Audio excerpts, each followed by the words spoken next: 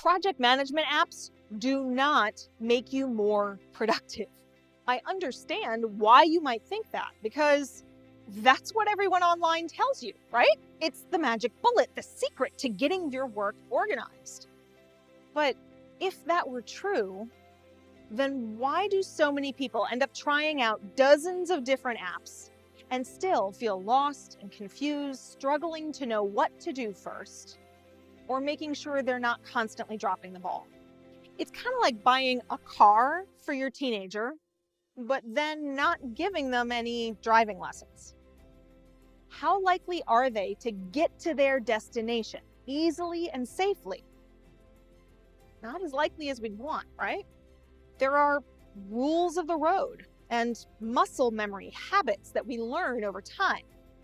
We gain experience and confidence through practice, which is really the best teacher, right? Let me ask you, don't your dreams for your business and your life deserve at least a fraction of the care that you'd give to your teenager learning to drive? Because the same thing applies to your personal productivity. That app, it's like a car. It's a powerful tool, but unless you take the time to learn how you can use it super effectively, it won't take you where you want to go. And that's what happens to a lot of exhausted entrepreneurs. They want more clarity, more focus, more time. But they get stuck hunting continuously for a better project management app or digital tool. But here's the secret. What you really need is a better system. And every system has 3 distinct parts. Now, I go in depth into the 3 parts of a system in the action and execution element of the Freedom Evolution method, but here are the basics. The 3 parts of a system are, first, the tool, yes, but second are your habits. In other words, how you interact with, set up, use that tool consistently and effectively. After all, if you don't look at the tool, add new information to it, interact with it each day, truly using it to help you make better decisions about what you're choosing to focus on today, then it can't help you. So if the tool and the habits are the first 2 parts of a system, then the third part is your mindset.